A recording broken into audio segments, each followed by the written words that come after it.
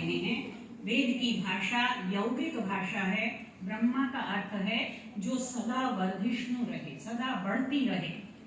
ब्रह्मा शब्द ब्रिंग धातु से बना है और ब्रिंग का अर्थ होता है बढ़ते रहना। तो जो सदा बढ़ते वृद्धिमती रहे ऐसी स्त्री ब्रह्मा है। योषा सभावती, ये जो वेद का वचन है, योषा स्त्री को कहते हैं और सभावती जो सभा में रहती है। एक अन्य कथन मिलता है, वशिनी त्वम विदथम आवदासी, तू वशिनी है, हे नारी तू वशिनी है और विदथ में जाकर बोलती है। विदथ क्या है? सभा, समिति। और विदथ ये उस समय की हमारी असेंबलीज, एग्जीक्यूटिव कमेटी और तरह तरह की समितियां थी। तो विदथ में जाकर स्त्री बोलती है। यदि वेद में नारी के व्यक्तित्व की बात करें, वहाँ जो नारी का एक तो सबसे सुंदर पक्ष है जिस पर आज सबसे अधिक ध्यान दिया जा रहा है एक विकृत रूप में, वो है उसकी सुकुमारता, उसकी सुंदरता, उसकी आकर्षकता। जब उषा देवी, देवी के रूप में भी स्त्रियों का चित्रण है और ऋषिकाएं तो हैं ही, देवियों के रूप में उषा देवी का जब चित्रण आता है वेद में, उषा एक सुंदरी युवती है। और जब उषा कौन है? जो सूर्योदय से पहले आकाश में लालिमा छा जाती है, वो उषा है। और मंत्र है, एषा दिवो दुहिता प्रत्यदर्शी ज्योतिर्वसाना समना पुरस्तात् ऋतस्य पंथाम अन्वेति साधु प्रजानतीव नदिशो मिनाति। वो सुंदर सी आकाश की पुत्री उषा पधार रही है, प्रकट हो रही है। क्या पहना हुआ है उसने? ज्योतिर्वसाना, प्रकाश क्या वस्त्र धारण किया हुआ। उसका वस्त्र क्या है? प्रकाश या ज्योति ही उसका वस्त्र है। ज्योतिष्मती उषा प्रकट हो, प्रतिदिन प्रकट होती है। लेकिन हम में से कितने लोग उस प्राकृतिक सौंदर्य को आज देख पाते हैं? कई कारण हैं। कुछ कारण तो प्रदूषण ने ला दिए, कुछ कारण हमारे आलस्य और हमारी दिनचर्या ने बिगाड़ दिए कि हम उठते ही नहीं है उषा काल में। ऐसी उषा ऋतस्य पंथाम अन्वेति, ऋत के मार्ग का अनुसरण करती है। और अब जो शब्द आ रहा है वो उसके वैदुष्य का सूचक है। प्रजानतीव न दिशो मिनाति, वो प्रजानती इव, वो सब कुछ जानती है, ज्ञानवती है। विदुषी किसे कहते हैं? विदुषी पंडिता को कहते हैं, वो जो जानती है। विद्वान शब्द का स्त्रीलिंग है विदुषी, तो जो जानती है। और यहाँ कहा प्रजानती, वो जानती ही नहीं है, वो प्रकृष्ट रूप से जानती है। न दिशो मिनाति, और कभी भी मर्यादाओं का उल्लंघन नहीं करती है। ये उस उषा को युवती पुराणी कहा गया है। वो युवती भी है और पुरानी भी है। युवती इसलिए कि प्रतिदिन नए नए रूप में उदय होती है, और पुरानी इसलिए कि सदा सदा से, सनातन काल से, अनादि काल से वो इस रूप में प्रकाशित होती रही है। ऐसी उषा सुंदरी है। लेकिन जब बात विदुषी की आती है, अनेक देवियां हैं, लेकिन आपने यहाँ सरस्वती वंदना से प्रारंभ किया और ये एक महाविद्यालय है जहाँ सरस्वती की समाराधना होती है। तो आज का मेरा मुख्य वक्तव्य सरस्वती जो देवी है उसका एक विदुषी नारी के रूप में चित्रण, यही मेरे वक्तव्य का मूल बिंदु है। विदुषी के रूप में देवी सरस्वती के स्तवन हेतु अनेक मंत्र हैं। लगभग 60 मंत्र हमें वेदों में मिलते हैं जिनमें सरस्वती का देवी रूप में वर्णन है। सरस्वती शब्द बना कैसे है? शरणवती, सरस और वती। सरह शब्द जो है, सरह का अर्थ आजकल हम जल लेते हैं, सरोवर जिसमें जल भरा हुआ है। लेकिन भाष्यकारों ने सरह के कई अर्थ किए हैं और उस आधार पर सरस्वती के भी कई प्रकार से हमें व्याख्यान मिलते हैं। अगर हम ब्राह्मण ग्रंथों की तरफ जाते हैं, वेद की व्याख्या हमेशा ब्राह्मण ग्रंथों के आधार पर ही की जाती है। वहाँ एक वचन मिलता है, योषा वै सरस्वती, स्त्री ही सरस्वती है। वाक वै सरस्वती, वाणी भी सरस्वती है। तो हमने, और नदी भी सरस्वती है। मंत्र है, अम्बि तमे नदी तमे देवी तमे सरस्वती अप्रशस्ता इव स्मसि प्रशस्तिमंब नस्कृति। हे माँ, तू अम्बाओं में श्रेष्ठ है, तू माताओं में श्रेष्ठ है। नदी तमे, तू नदियों में श्रेष्ठ है। और देवी तमे, हम जानते हैं तम जो है वो सुपरलेटिव डिग्री में लगाया जाता है, उत्कृष्टता की चरम सीमा। तो सरस्वती को संबोधन किया जा रहा है, अम्बितमे नदीतमे देवीतमे सरस्वती। क्या हमारी प्रार्थना है? अप्रशस्ता इव स्मसि। हे माँ, हम अप्रशस्त से हो गए हैं, हम थोड़े गलत रास्ते पर चल दिए हैं। प्रशस्तिम अम्ब नस्कृति। हे माँ, हमें फिर से प्रशस्त पथ पर ले चलो। रास्ता दिखाने वाली कौन होती है? माता होती है। शतपथ ब्राह्मण कहता है, मातृमान पितृमान आचार्यवान पुरुषो वेद।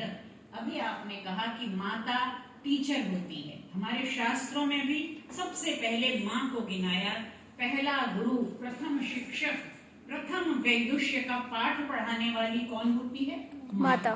मातृमान पहले आया, पितृमान बाद में, और आचार्यवान तीसरे पद पर है। तो सबसे पहले माता। मातृमान कौन होता है? आप कहेंगे हम सब मातृमान हैं क्योंकि सबकी माताएं हैं, लेकिन माता और जननी में अंतर है। सबकी माँ ने जन्म दिया इसलिए जननी है। माता कौन है? कहते हैं मातृमान कौन है? प्रशस्ता धार्मिकी माता विद्यते यस्य स मातृमान। हर कोई मातृमान नहीं है। माता शब्द बना ही कैसे है? मान धातु से बना है। माता स्यात् माननाच्च सा। जिसका मान किया जाए वो माता है। किसका मान किया जाता है? केवल जन्म देने से जननी भी माननीय है, लेकिन माता का पद बहुत ऊंचा है। प्रशस्ता धार्मिकी माता विद्यते यस्य स मातृमान। तो ऐसी माता सरस्वती है। सरस्वती नदी भी है, सरस्वती देवी भी है, सरस्वती वाणी भी है। लेकिन मेरा ध्यान है योषा वही सरस्वती, कि सरस्वती स्त्री है। एक पक्ष है कि हमने सरस्वती की प्रतिमा बनाई, उसे वैदुष्य की देवी माना, उसके सुंदर हाथों में पुस्तक भी है, वीणा भी है, और उसे धवल वस्त्र से हमने अलंकृत करके उसकी स्तुति की। लेकिन दूसरा पक्ष है कि उस देवी को हम मानवीय रूप में देखें, और देखें ही नहीं, अपने जीवन में आत्मसात करें उन गुणों का जो सरस्वती में है। ऐसा प्रयास हम नहीं कर रहे हैं। ब्राह्मण खुद कह रहे हैं योषा वही सरस्वती। वेद ने कहा योषा सभावती। स्त्री वो होती है जो सभा में जाकर बोलती है, और ब्राह्मण ग्रंथ कह रहे हैं योषा सरस्वती। सरह शब्द के तीन अर्थ हो सकते हैं। पहला, सरह विविधम विज्ञानम विद्यते यस्याम चितौ सा सरस्वती। जिसकी चेतना में विविध प्रकार का ज्ञान विज्ञान भरा रहता है वो सरस्वती है, वो सरह है, और उस सरह से युक्त जो है वो स्त्री सरस्वती है। दूसरा, सरह प्रशस्तः आयुर्वेद बोधो विद्यते यस्या। प्रत्येक माँ भारत में पहले वैद्य भी होती थी। बच्चे के पेट में दर्द होता है, माँ को कहीं दिखाने नहीं जा, उसको पता चलता है कि इसके पेट में दर्द हो रहा है, वहां पे वो हींग का लेप लगा देती है। तो आयुर्वेद का ज्ञान प्रत्येक माता को भारत में परंपरा से एक पीढ़ी से दूसरी पीढ़ी को मिलता रहता था। सरह, सर का दूसरा अर्थ है प्रशस्त आयुर्वेद बोध जिसके पास है वो सरस्वती है। और तीसरा, बहुविधम सरो वेदादि शास्त्र विज्ञानम विद्यते यस्याः ताम विज्ञान युक्ताम अध्यापिकाम स्त्रियम। जितने भी अध्यापिकाएं हैं महिलाएं, माफ करेंगे पुरुष अध्यापक क्योंकि वो तो विद्वान हैं ही, लेकिन स्त्रियां जो अध्यापिकाएं हैं वे सब सरस्वती हैं। क्योंकि सरह का एक अर्थ है वेदादि शास्त्र विज्ञान जिनके पास है उसे सरह कहते हैं, और उस अध्यापिका स्त्री को हम सरस्वती कहते हैं। तो सरस्वती, देखिए संस्कृत का एक शब्द है रसवती। रसवती का क्या अर्थ होता है? संस्कृत वाले सब जानते हैं, रसोई, जिसे आज हम रसोई कहते हैं वो रसवती है। सरस्वती, सरस्वती जो रसवती के साथ है वो सरस्वती, लेकिन वो रसवती, रसोई तो उस महिला का, स्त्री का अपना क्षेत्र है ही, लेकिन वो शरणवती वाणी की स्वामिनी है। वो इतने प्रकार का आयुर्वेद का, शास्त्रों का, ज्ञान विज्ञान की जो भूमि है, उसका जो पुंज है, ऐसी ही वो स्त्री सरस्वती है। और वेद मंत्रों में सरस्वती के जितने विशेषण आए हैं 60 मंत्र मैंने आपको बताया लगभग सरस्वती के हैं। विशेषण देखिए, धिया वसु, जो धी को धारणावती, बुद्धि भी हमारे यहाँ कई प्रकार की है। देखिए आपने अभी कहा अग्नि के बहुत से नाम हैं, जल के 101 नाम हैं संस्कृत के, वाणी के 57 नाम हैं। संस्कृत इतनी समृद्ध भाषा है कि कोई भाषा विश्व की उसका मुकाबला कर नहीं सकती। तो धी एक तरह की बुद्धि है, मेधा दूसरी तरह की है, प्रज्ञा, प्रतिभा, मनीषा, धिषणा, पता नहीं कितने नाम है बुद्धि के। धी कौन सी है? जो धारण करने, रिटेंशन पावर जिसे हम कहते हैं। धिया वसु सरस्वती का विशेषण है। धी नाम अवित्री, जो हमारी धियों की रक्षा करती है। जागृति, जो सदा जागृत रहती है। चेतंती सुमति नाम, ये सब सरस्वती के विशेषण हैं, जो हमारी सुमतियों को जगाती है। चोदयित्री सुनृता नाम, जो मीठी वाणियों को बोलने के लिए प्रेरित करती है। गौरी, गौरी स्वयं वाणी का नाम है। गृणाना, जो स्तवन करती है। हविष्मती, ये सब सरस्वती के माध्यम से मानवीय स्त्री के वैदुष्य को द्योतित करने वाले विशेषण हैं। और वेद में ये जो व्याख्यान है, ये महर्षि दयानंद सरस्वती, जो पिछली शताब्दी 19वीं शताब्दी में वेद भाष्यकार हुए, उनका वेद भाष्य आप पढ़ लीजिए। उसमें जितने सरस्वती परक मंत्र हैं, सब मंत्रों का उन्होंने दो तरह से अर्थ किया है, एक आध्यात्मिक और एक व्यावहारिक। आध्यात्मिक रूप में ईश्वर या परमात्मा वहां स्तवन किया गया है, और व्यावहारिक स्तर पर सरस्वती परक सब मंत्रों में उन्होंने विदुषी स्त्री माना है। तो ये विदुषी स्त्री के लिए विदुषी शब्द वेदों में नहीं है, लेकिन वर्षिणी है। और ये सारे शब्द जो मैंने आपको बताए, 66 शब्द मैंने अपने एक लेख में कोट किए हुए हैं, जो सरस्वती के विशेषण हैं। और दूसरी जो मंत्र दृष्टियां हैं, उनकी भी जरा बात करें तो उनमें है वाक। वाक तो पहले ही सरस्वती है। वाक सूक्त है, और इतना गंभीर दार्शनिक सूक्त है कि यहाँ उसकी चर्चा करने का प्रसंग भी नहीं है और अवसर भी नहीं है। शची इंद्राणी है, जो घोषणा करती है, उद्घोष करती है। अहम केतुरहम मूर्धा अहम उग्रा विवाचनी, मैं तो केतु हूँ समाज की, मैं मूर्धा हूँ, मैं जिसको चाहे मैं ऋषि बना सकती हूँ, जिसको चाहे मैं कुछ उसको राजा बना सकती हूँ। और हमारे यहाँ कहानियां मिलती हैं मदालसा जैसी रानियों की, जो अपने बच्चों को जैसा चाहे वैसा बनाती थी, क्योंकि माता निर्माता है। माता निर्माता होती है, माता अपनी संतान का निर्माण करती है। कैसे करती है? केवल चाहने से नहीं। और आजकल तो डिजाइनर बेबीज होते हैं, सिजेरियन से बच्चे को जन्म दिलाया जाता है। डेट भी हम अपनी तय कर लेते हैं कि आज ये घटना होने वाली है, इस दिन हम बच्चे को जन्म दिलाएंगे। लेकिन यहाँ तपस्या से, त्याग से सीता जाकर वाल्मीकि के आश्रम में रहती हैं, ताकि लव और कुश को ऋषियों के सानिध्य में, संरक्षण में वो संस्कार मिल सके। और देखिए, उनको वीर भी बनाया और उन्हें संस्कारी भी बनाया। और स्त्री के व्यक्तित्व में शक्ति, मति, भक्ति, मुक्ति, जितने भी गुण हैं, आप बृहदारण्यक उपनिषद की मैत्रेयी उठाकर पढ़िए। गार्गी तो वाचक्नवी थी, वाचक्नवी जो बोलने में बहुत प्रवीण है। याज्ञवल्क्य से प्रश्न पर प्रश्न किए जाती है, और अंत में उत्तर देते देते जब याज्ञवल्क्य थक जाते हैं, क्या कहते हैं? गार्गी माति प्राक्षी, बहुत अधिक मत पूछो। उन्होंने बात को दूसरी तरह ले लिया कि अति प्रश्न मत करो, क्योंकि ये विषय ऐसा है आत्मा परमात्मा का, इसमें अति प्रश्न उचित नहीं है। लेकिन गार्गी पराजित नहीं हुई थी। गार्गी अभी और पूछने के लिए, आप पढ़िए उस प्रसंग को, वो पूछती जाती है, याज्ञवल्क्य उत्तर देते चले जाते हैं। और मैत्रेयी तो एक साधारण गृहस्थ स्त्री थी। याज्ञवल्क्य की ये नहीं पता कि वही याज्ञवल्क्य हैं या दूसरे हैं। याज्ञवल्क्य का गार्गी से शास्त्रार्थ जनक की सभा में हुआ था। शास्त्रार्थ की आपने बात कही, तो गार्गी याज्ञवल्क्य जैसे प्रसिद्ध ऋषि से, पंडित ऋषि से शास्त्रार्थ करती है और पराजित नहीं होती। याज्ञवल्क्य को कहना पड़ता है कि बस अब मत पूछो। और मैत्रेयी उनकी पत्नी, दो पत्नियां हैं, एक उनकी पत्नी है कात्यायनी और एक है मैत्रेयी। और मैत्रेयी जो पत्नी है वो अमर हो गई, कहीं में भी दिल्ली में आपने मैत्रेयी कॉलेज तो सुना, किसी ने कात्यायनी कॉलेज नहीं सुना। वो कात्यायनी मंदिर जो है वो दूसरे संत दूसरी देवी के नाम पर है, लेकिन याज्ञवल्क्य की पत्नी कात्यायनी का नाम कोई नहीं जानता। गार्गी और मैत्रेयी को हम जानते हैं। वो मैत्रेयी जब याज्ञवल्क्य संन्यास लेने, इससे पता चलता है कि हमारे देश में, हमारी संस्कृति में स्त्रियों को किसी भी प्रकार के अधिकार से वंचित नहीं, संन्यास का अधिकार भी था। जब वो जा रहे हैं अपनी संपत्ति का विभाजन करते हैं 2 भागों में, कात्यायनी ये तुम्हारा भाग है, मैत्रेयी ये तुम्हारा भाग है।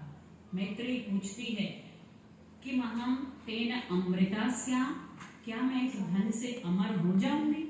याज्ञवल्क्य ने कहा अमृतत्वस्य तु नाशास्ति वित्तेन, अमरत्व की आशा तो नहीं है धन से। आज सारी दुनिया सारा संसार धन के पीछे भाग रहा है।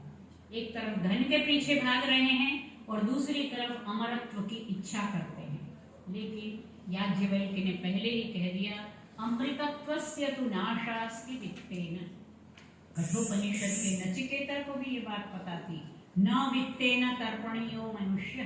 तो मैत्रेयी कहती है ये ना हम नामृता श्याम किम तेन कुर्या, अगर मैं इससे अमर ही नहीं हो सकती तो मैं इसे लेकर क्या करूंगी? जहां आप जा रहे हैं जिस अमरत्व की तलाश में, वही मुझे जाना है। और वो जाती है। तो संन्यास का अधिकार, और संन्यास का अर्थ है जितना ज्ञान प्राप्त कर लिया उससे भी परे अभी बहुत कुछ शेष है, जिसे जानने के लिए याज्ञवल्क्य जा रहे हैं। तो ऐसी स्त्रियां वैदुष्य की पराकाष्ठा थी।